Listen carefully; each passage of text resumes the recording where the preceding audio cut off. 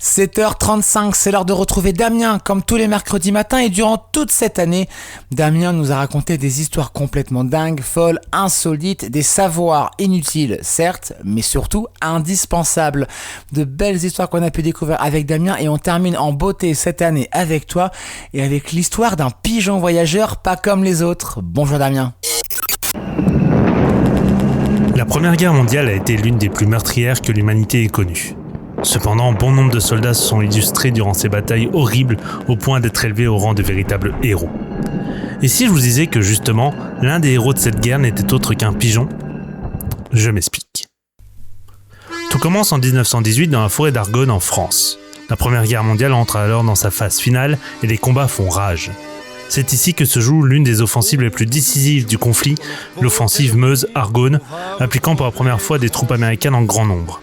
Et pour cause, depuis l'entrée en guerre des États-Unis en 1917, des centaines de milliers de soldats américains ont traversé l'Atlantique pour rejoindre les Alliés. Mais sur le terrain, la réalité est brutale.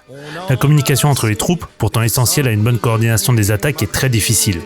Les lignes téléphoniques sont constamment coupées par les bombardements et les messagers humains sont abattus avant même d'atteindre leur destination. Devant cet état de fait, l'armée américaine n'a pas le choix. Utiliser les bons vieux moyens de communication, les pigeons voyageurs. À vrai dire, cette idée est utilisée depuis le début de la guerre par l'armée française, mais c'est encore le moyen le plus efficace dans les conditions de la guerre. C'est ainsi que près de 30 600 pigeons sont enrôlés dans l'armée américaine, formés à rejoindre leur colombier d'origine, quel que soit l'endroit où on les lâche. Les messages sont écrits sur de fines feuilles de papier, glissées dans une capsule attachée à leurs pattes, et les oiseaux prennent leur envol au-dessus des tranchées, des obus et des lignes ennemies. Le 3 octobre 1918, une unité de la 77e division d'infanterie américaine, commandée par le major Charles Whittlesey, s'enfonce profondément dans la forêt d'Argonne.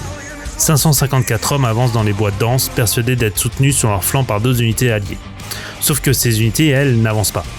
Le bataillon de Whittlesey se retrouve seul, encerclé par les Allemands, coupé de tout ravitaillement et de toute communication. Sans nourriture, sans munitions et sous un feu nourri venant de toutes parts. Mais ce n'est pas tout. Leurs propres alliés, ignorant leur position exacte, commencent à bombarder la zone. Le bataillon perdu, comme on l'appelle, est en train d'être décimé par ses propres frères d'armes.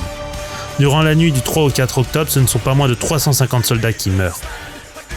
Cela ne peut plus durer, et Whittlesey tente tout pour établir le contact.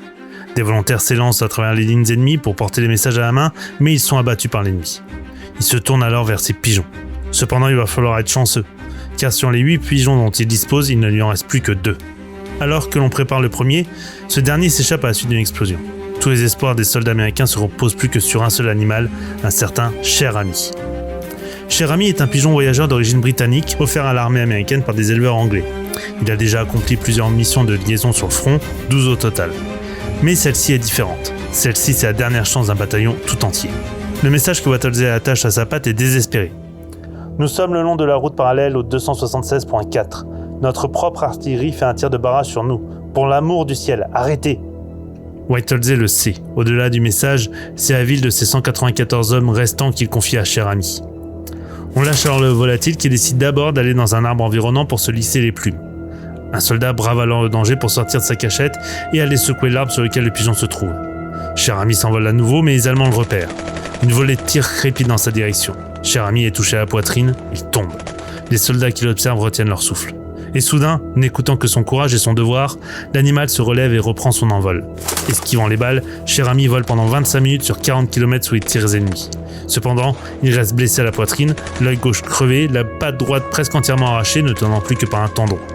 Le message est toujours attaché à ce qui reste de sa patte. Il arrive au colombier en chancelant. Les soldats qu'il récupère découvrent l'étendue de ses blessures et lisent le message. Les ordres sont immédiatement transmis, le bombardement allié cesse, les secours sont envoyés. 194 soldats sortent ainsi vivants de la forêt d'Argonne. Cher Ami est immédiatement pris en charge par les vétérinaires militaires. Le général John Pershing, commandant en chef des forces américaines en Europe, tient personnellement à le rencontrer. On raconte qu'il déclare alors « Cher Ami a sauvé de nombreuses vies américaines grâce à son vol courageux ». Le pigeon est rapatrié aux États-Unis sur un navire militaire accompagné d'une escorte d'honneur. En France, l'armée française lui décerne la Croix de guerre, l'une des plus hautes distinctions militaires françaises, avec une feuille de palmier. Mais Cher Ami ne survit pas longtemps à ses blessures. Il meurt le 13 juin 1919, soit moins d'1 an après son vol héroïque. Après sa mort, son corps est empaillé et envoyé au Smithsonian National Museum of American History à Washington, où il est encore exposé aujourd'hui. En 1931, il est introduit au Racing Pigeon Hall of Fame et en 2019, 100 ans après sa mort, il reçoit à titre posthume l'Animals in War and Peace Medal of Bravery lors d'une cérémonie solennelle au Capitole. Cher ami n'était qu'un pigeon, un animal de quelques centaines de grammes, sans conscience de la guerre qui l'entourait, sans comprendre l'enjeu du message qu'il portait. Et pourtant, par un instinct pur et une obstination qui force le respect, il a accompli ce que des dizaines d'hommes n'avaient pas pu faire. 194 soldats sont rentrés chez eux grâce à lui. 194 familles ont été épargnées. Et un simple pigeon voyageur est entré dans l'histoire militaire américaine au même titre que les plus grands soldats. La guerre est souvent racontée à travers ses généraux, ses batailles, ses traités, rarement à travers ses pigeons. Mais parfois l'héroïsme prend des formes qu'on n'attendait pas. Et ce jour-là, dans la forêt d'Argonne, il avait des ailes. Une histoire incroyable racontée par Damien et à retrouver en podcast sur le site et l'appli Happiness Radio et toutes les plateformes de streaming. Deux petites choses. Déjà, ce soir, on te retrouve pour l'Entre du Geek à partir de 19h. Émission spéciale en plus à l'Entre du Geek qui va pirater Happiness. Vous verrez un beau rendez-vous à ne pas louper. Et puis, j'en profite également, mon cher Damien, pour te remercier pour toutes ces chroniques qu'on a pu découvrir tout au long de cette année. Plein d'histoires complètement folles, bien évidemment. Merci pour tout ça, Damien. Passe un très très bel été. À ce soir pour l'Entre du Geek et puis à très bientôt, bien sûr, pour de nouvelles histoires. Et nous, les amis, dans 3 minutes à peu près. Je vous emmène du côté du Compiègnois. Compiègne pour être plus précis. Les enfants seront ravis avec de belles animations, rien que pour eux. C'est cool. On en reparle juste après ça dans votre agenda du réveil. Merci d'être avec nous. À bientôt, 7h42. Bientôt 7h42 déjà, les amis. Bienvenue à vous.